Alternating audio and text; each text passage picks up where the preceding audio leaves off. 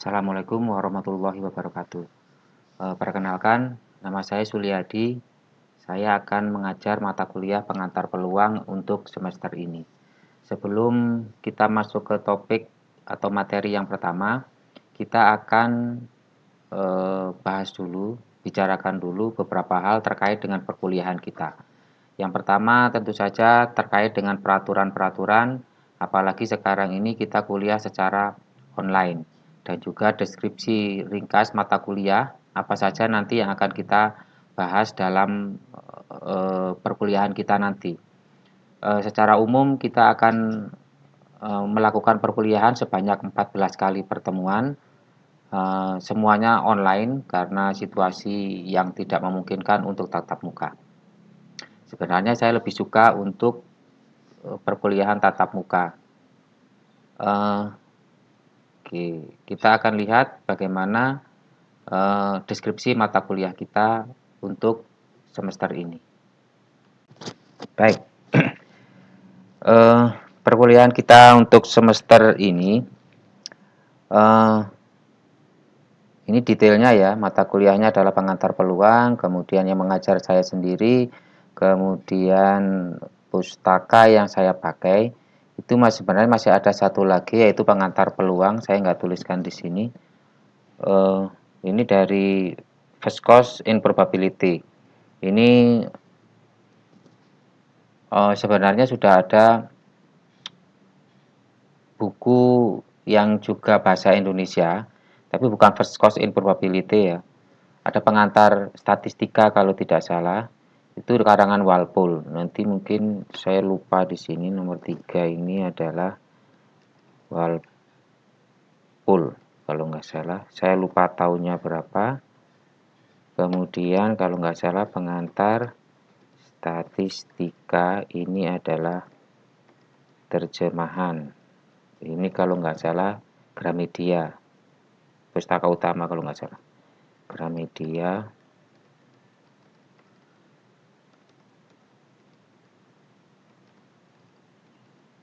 Oke.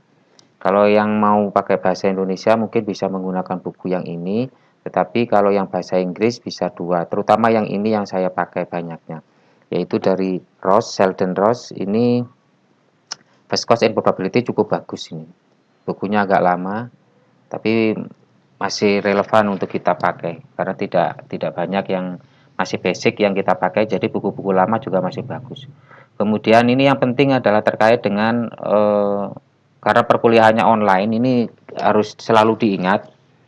Yang pertama adalah perkuliahan nanti dilaksanakan mulai dari tanggal 21 September sampai 1 Januari 2021. Kemudian ini UTS, ini tolong diingat, ini dicatat UTS-nya. Ini pertemuan ke-8. Pertemuan ke-8 kita UTS, yaitu antara tanggal 9 sampai 14 atau 15 November 2020. Kemudian UAS-nya 4 Januari sampai 16 Januari 2021.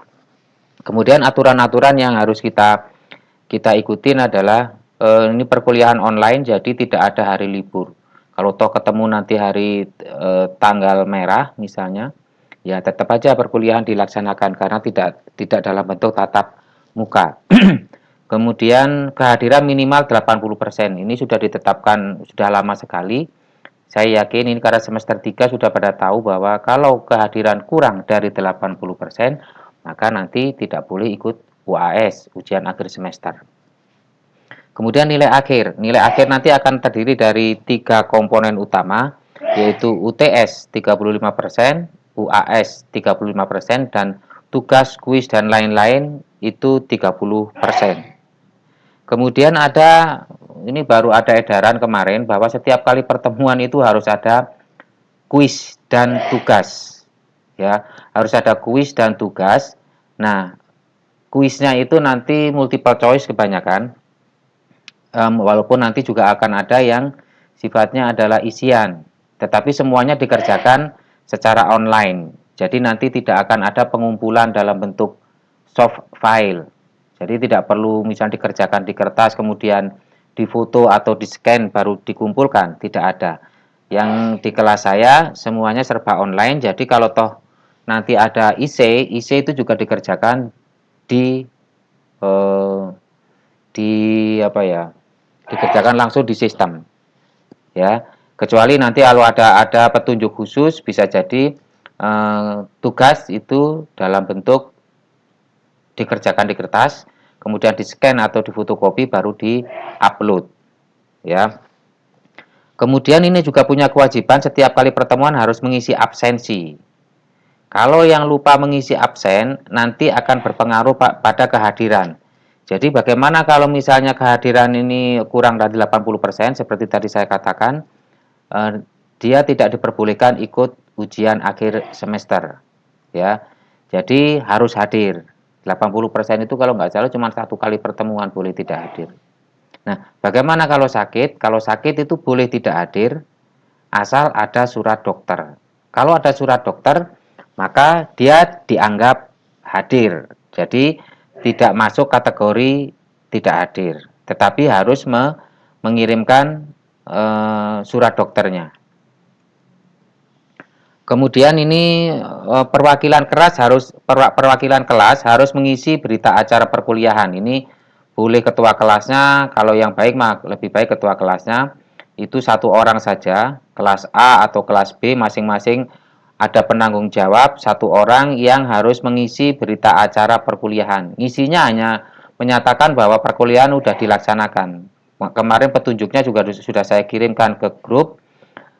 Karena itu tolong nanti ditunjuk aja satu orang sebagai ketua kelas atau perwakilan kelas yang nanti akan mengisi, bukan mengisi sebenarnya, mengklik sajalah, menyatakan bahwa perkuliahan sudah dilaksanakan, klik saja, gitu. Itu saja, ya. Kemudian ada kuis dan tugas ini secara online tadi sudah saya sampaikan. Ini nanti akan masuk ke sini. Jadi persentasenya cukup besar, 30%. Ini rutin setiap kali pertemuan, ya. Ini lumayan juga. Kalau UTS dan UAS-nya nggak bagus, kemudian tugasnya bagus, maka bisa menolong ini. Kemudian juga ada forum diskusi. Jika ada pertanyaan atau ingin menanggapi pertanyaan dari teman, bisa disampaikan melalui forum. Ya, melalui forum ini bukan hanya ajang untuk bertanya, tetapi berdiskusi juga bisa. Jadi kalau ada pertanyaan tidak harus dosen yang menjawab. Bisa jadi kalau ada teman mahasiswa yang tahu jawabannya, ini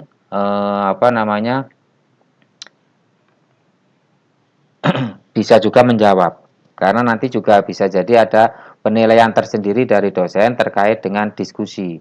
Jadi kalau yang tahu tapi diam-diam saja ya nggak ada poin. Tapi kalau yang tahu kemudian menjawab, itu kan poin tersendiri, ya. Kemudian materinya nanti kita akan ada 14 kali pertemuan. Ini adalah materi yang nanti akan kita bahas pada pertemuan pertama dan kedua. Kita akan membahas mengenai analisis kombinatorik.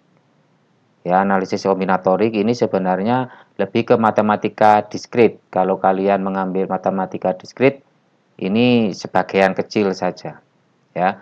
Kemudian baru pada pertemuan ketiga kita akan masuk ke konten dari peluang itu sendiri. Kita akan bicara mengenai dari mana sih asal usul peluang. Apa syarat-syarat agar sesuatu bisa dikatakan peluang dan untuk apa kegunaan dari peluang.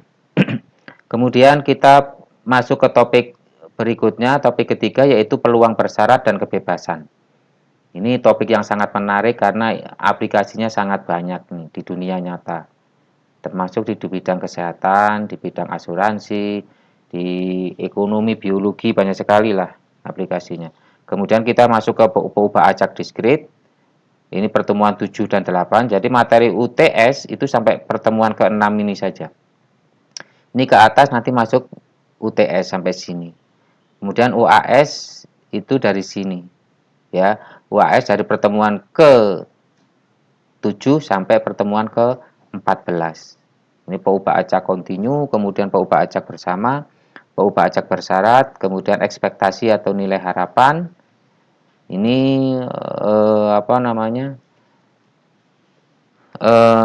biasanya nggak selesai nih, nggak cukup waktunya. Karena di sini agak banyak nih, terutama yang agak banyak di sini nih. Ini agak banyak di sini. Jadi kadang tidak cukup di sini. Sehingga ini kepotong sedikit materinya sampai basicnya saja dari nilai harapan atau ekspektasi. Ini biasanya tidak ke bawah yang ini. Pengalaman saya seperti itu. Tetapi biasanya kalau ini tidak ke bawah, ini biasanya akan ada di statmat, statistika matematika ini akan ke bawah. Karena akan diulang di statmat itu, terutama yang di sini. Ya. Kemudian ini tolong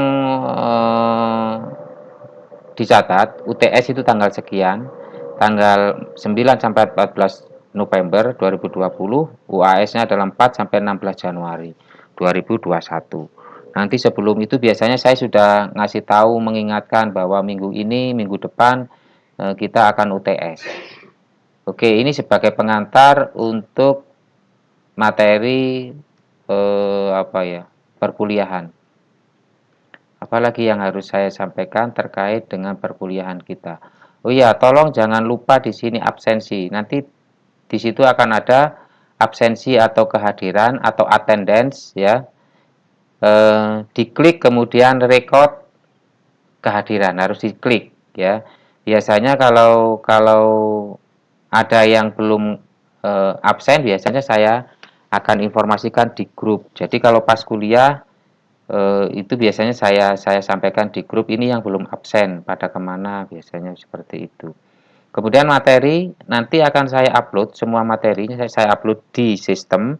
Nah, saya sarankan adalah jangan mendownload materi pada setiap kali pertemuan, karena nanti nggak bisa diapa-apain. Jadi materi harus didownload, kalau bisa seminggu sebelumnya, insya Allah nanti seminggu sebelum atau beberapa hari sebelumnya lah ya, di-download kemudian di-print. Jadi jangan hanya disimpan di HP atau di laptop, di-print supaya nanti bisa dicoret-coret, ditambahin keterangan-keterangan. Karena nanti akan ada keterangan-keterangan yang tidak ada di dalam handout-nya ya. Jadi nanti tolong di-print saja, di-download dulu baru di-print.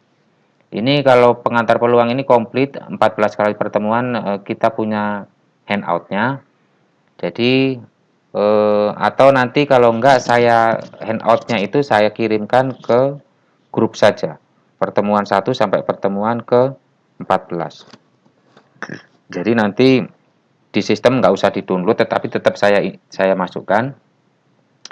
Kemudian nanti pada saat pertemuan itu kalian sudah punya print out-nya ya, jangan dalam bentuk soft copy yang kalian simpan, ya disimpan tetapi juga print out-nya juga dibuat supaya nanti bisa dicoret-coret pada saat pertemuan. Oke, kita lanjutkan dengan materi yang pertama. Ini pengantar saja.